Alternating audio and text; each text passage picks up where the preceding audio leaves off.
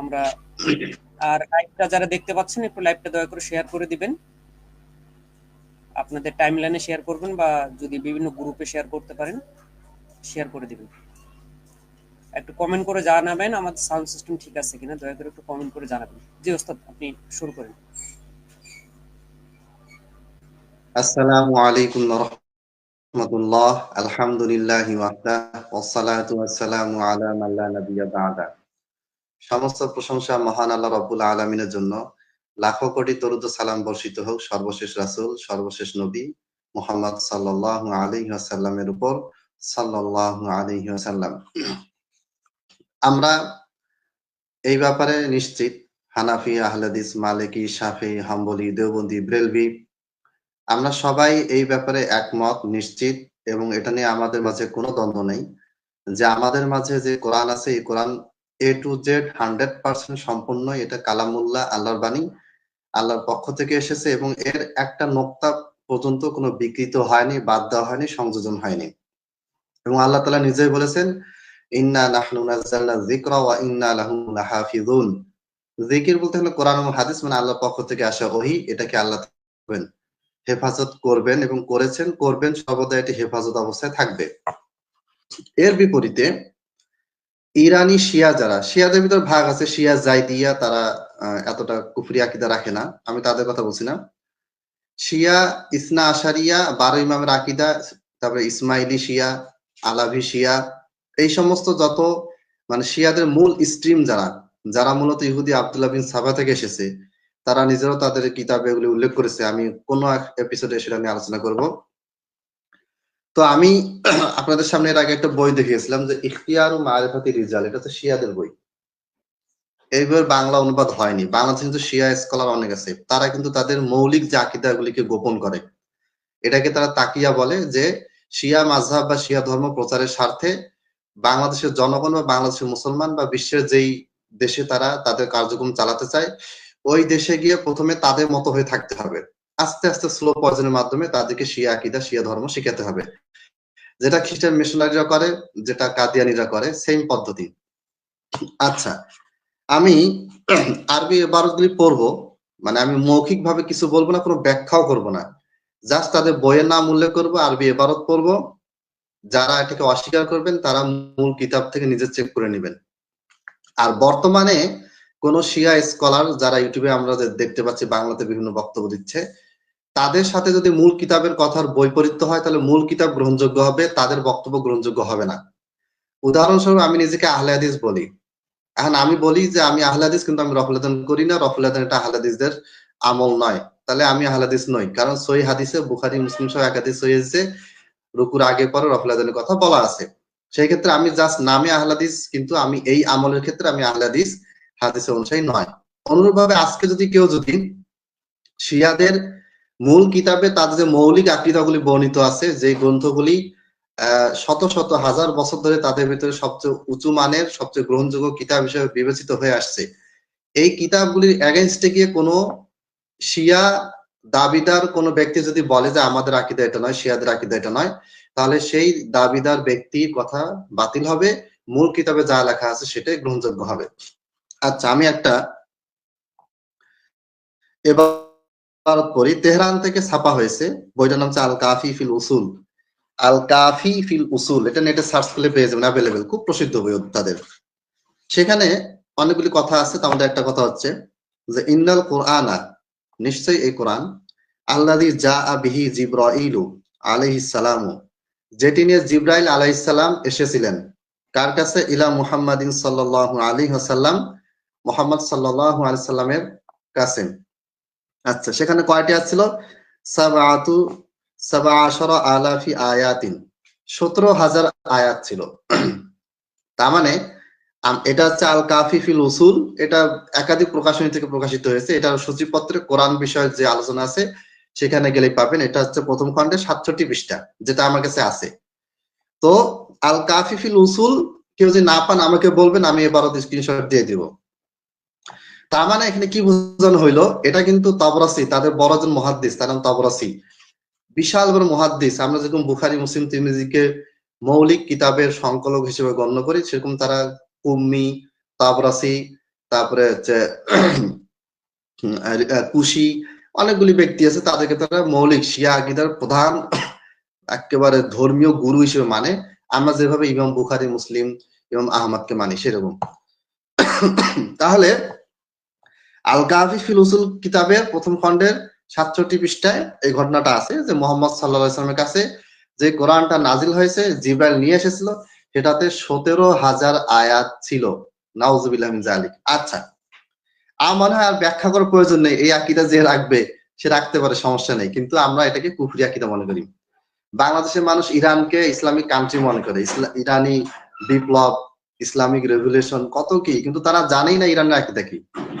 এরা সৌদি আরবে গান বাজনা হচ্ছে এটা নিয়ে পড়ে থাকে, সৌদি আরবে গান বাজনা হচ্ছে এটা অবশ্যই হারাম, আমরা প্রতিবাদ করি, কিন্তু সৌদি আরবে বিশুদ্ধ তাওহীদের প্রচার রাষ্ট্রীয়ভাবে করা হয়, আর ইরানে কুফরি মোরতাদ বানানোর আকীদা রাষ্ট্রীয়ভাবে প্রচার করা হয়, এইটা হচ্ছে পার্থক্য।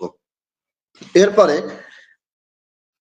এখন কারা এই কোরআনটাকে, এই ১৭,০০০ আয়াতকে ৬,৩৩৬টা অথবা ৬,৬৬৬টা, এখানে আমি একটা কথা বলে রাখি, কোরআনের আয়াত ৬,৬৬৬ না ৬,৩৩৬, এটা নিয়ে এটা বিতর্কের কোনো বিষয় না। বিষয়টা হচ্ছে কি যে এখানে অনেকে আলিফ লাম মিম আলাদা আয়াত ধরছে, অনেকে ওটাকে সূরার সাথে একটা আয়াত ধরছে, আবার বিসমিল্লাহির রহমানির রহিম প্রত্যেকটা সূরার শুরুতে আছে, কেউ এটাকে সূরার আয়াত ধরেছে, কেউ এটাকে ধরে নাই।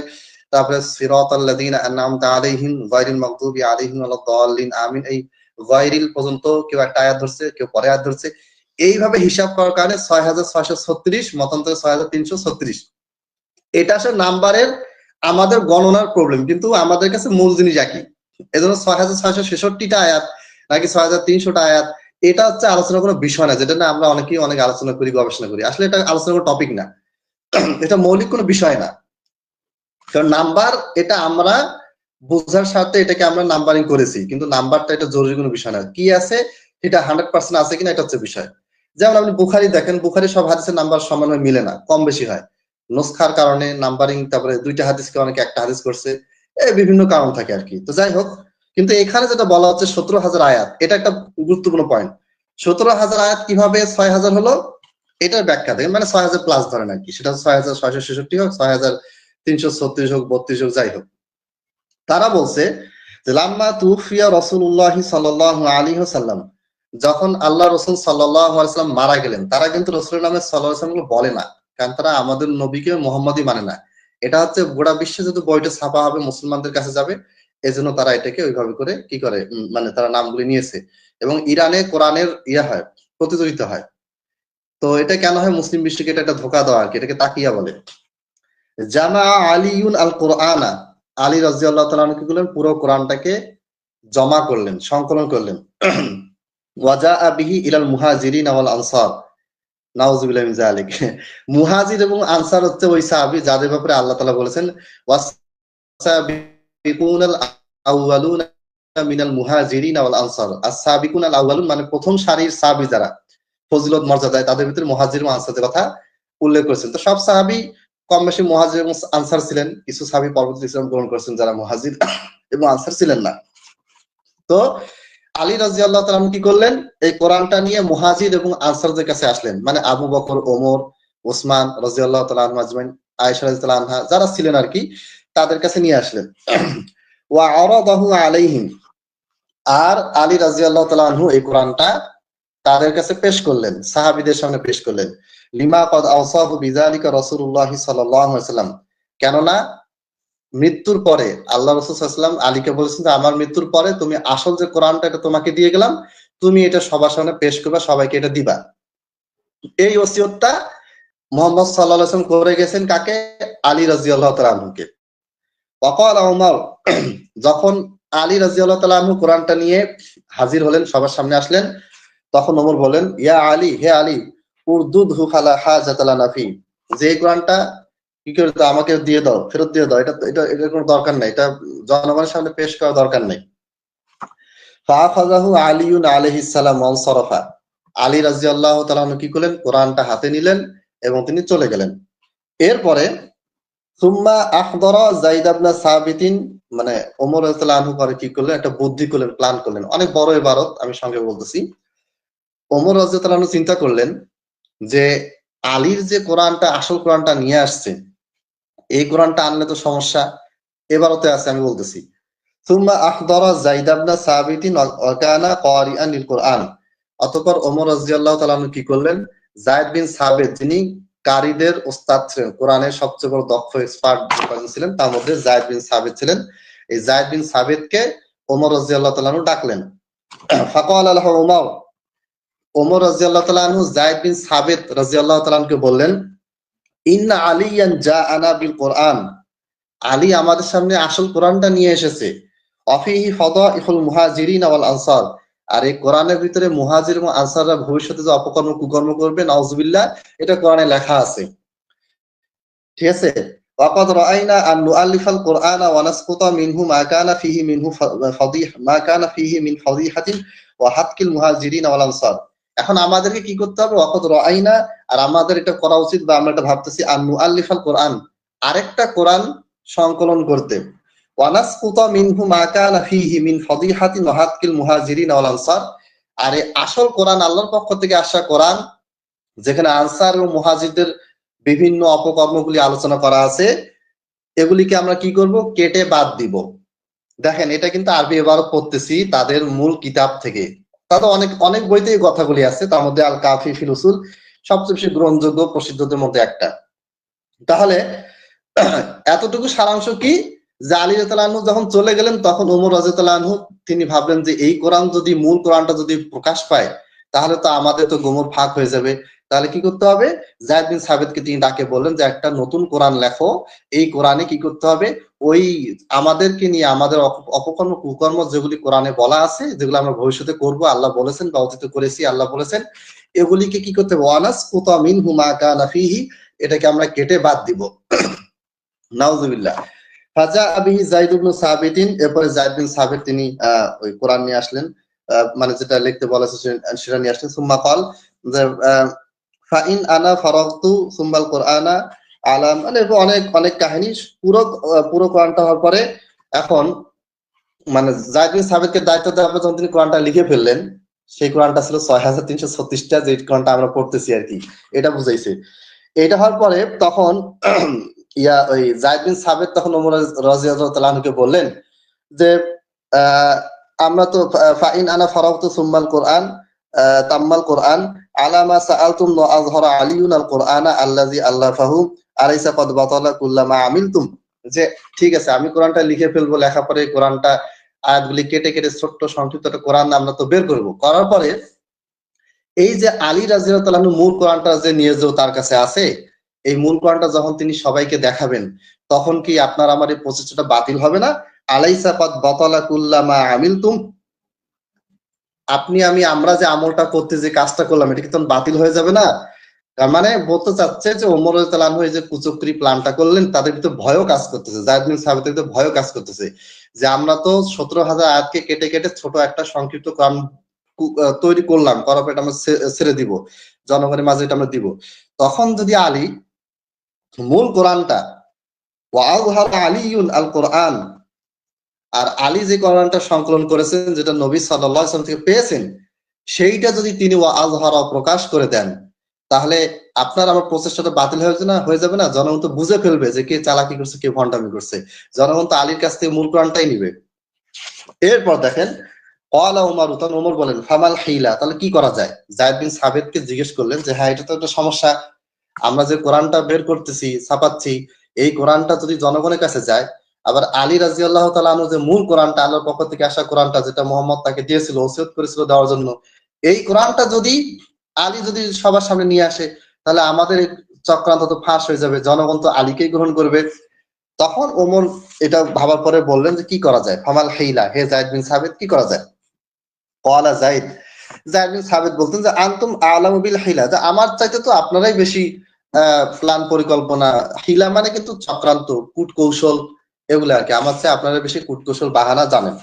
ফাকালা উমারু, আচ্ছা, মা হিলাতা দুনা আন নাকতুলাহু ওয়া নাস্তারিহা মিনহু, হ্যাঁ, যে একটাই কাজ হচ্ছে, সেটা হচ্ছে আন নাকতুলাহু, আমরা তাকে মানে আলীকে হত্যা করব। নাউযুবিল্লাহি মিন যালিক। আচ্ছা, ফাতাব্বারা ফি কতলিহি আলা ইয়াদি খালিদ ইবনে ওয়ালিদ, এরপরে মুসলমান বীর খালিদ বিন ওয়ালিদ যাকে নিয়ে আবু বকর রাদিয়াল্লাহু তাআলা অনেক বড় বড় যুদ্ধ করেছিলেন। রসুলের সময়ও, রসুল সাল্লামের সময় তো তিনি অত বেশি ইয়ে করেননি। পরবর্তীতে তিনি আরো অনেকগুলি যুদ্ধ করেছেন এবং 100টার উপরে যুদ্ধ করেছেন। ইয়ারমুকের যুদ্ধ, তারপরে কাদেসিয়ার যুদ্ধ, সবগুলো যুদ্ধে খালিদ বিন ওয়ালিদের সেই বীরত্ব আছে। নবী সাল্লাল্লাহু আলাইহি ওয়াসাল্লামের যুগেও ছিল, কিন্তু পরবর্তী জীবনে আবু বকরের সময় তিনি আরো বেশি যুদ্ধ করেছিলেন, সেখানেও তার আরো বেশি বীরত্ব প্রকাশিত হয়েছিল। এই খালিদ বিন ওয়ালিদ দের হাতে ওমর রাদিয়াল্লাহু তাআলা আনহু কি করলেন? ফাদাব্বারা ফি কতলিহি আলা ইয়াদি খালিদ ইবনুল ওয়ালিদ। খালিদ বিন ওয়ালিদের হাতে আলীকে হত্যা করার দায়িত্বটা কে দিলেন? ওমর দিলেন রাদিয়াল্লাহু তাআলা আনহু আজমাইন। নাউযুবিল্লাহি মিন যালিক। এরপরে তারপরে মানে তিনি তাকে মারতে গেলেন, ইয়ে করতে গেলেন, তারপরে মারতে গিয়ে আলীকে মারতে গিয়ে তারা আলী রাদিয়াল্লাহু আনহু আগে টের পেয়ে গেলেন, তারপরে তিনি আর তাকে মারতে পারলেন না। এই নানা রকম ঘটনা এখানে বলা আছে। এটা হচ্ছে তাবরসির লেখা। আরেকটা বইছে আল ইহতিজাজ, এই পৃষ্ঠা নাম্বার হচ্ছে 71 পৃষ্ঠা। তাহলে আমি যে কথাগুলি বললাম, এই কথাগুলি তাদের বইতে লেখা আছে। এখানে মূল বিষয়টা সেটা হচ্ছে, আরো রেফারেন্স আছে, আমি ইনশাআল্লাহ আরো করবো, লাইভ বড় হয়ে যাচ্ছে। মূল বক্তব্যটা হচ্ছে যে আসল কোরআন 17,000 আয়াত সংবলিত। এই আয়াতটাকে আবু বকর, ওমর, আনসার, মুহাজির, এই সাহাবীরা সবাই মিলে কি করেছেন? তাদের যে অপকর্মের কথা আল্লাহ তুলে ধরেছেন, এই কারণে তারা এই আয়াতগুলোকে কেটে কেটে নতুন একটা সংকলন করেছেন। সেই সংকলনটা বর্তমানে আমরা যেটা মানি সেটা।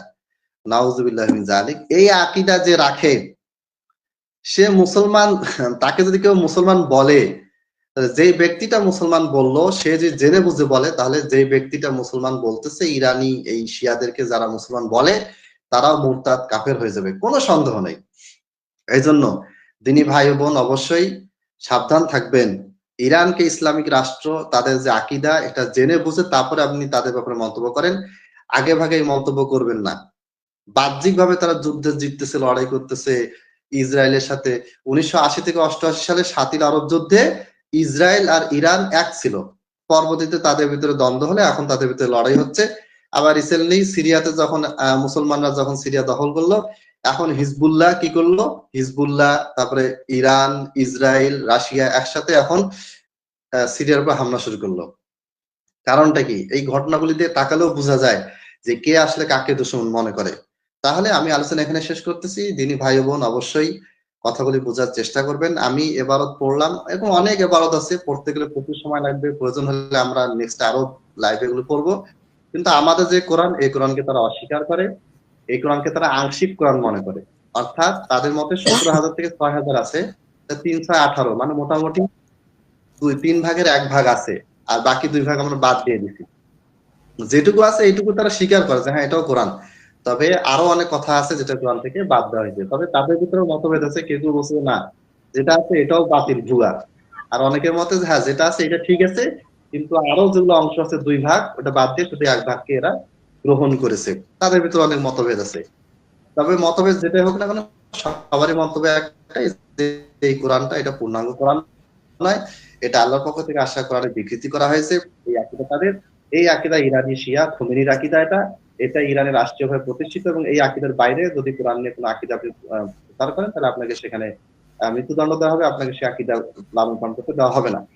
ইরানের কোনো মুসলমানের কোনো মসজিদ নেই, মুসলমানের কোনো বিশ্ববিদ্যালয় নেই, সব ওদের, যেগুলো ওরা যে আকীদা বিশ্বাসী, সেই বিশ্বাসী আকীদারই ভার্সিটি আছে, মাদ্রাসা আছে, মসজিদ আছে। কিন্তু হানাফি হোক, আহলে হাদিস, মালিকি, শাফি, হাম্বলি বা আহলে হাদিস, এদের কোনো মসজিদ মাদ্রাসা সেখানে নেই। গোপনে থাকলে থাকতে পারে, কিন্তু রাষ্ট্রীয়ভাবে এগুলি নিষিদ্ধ।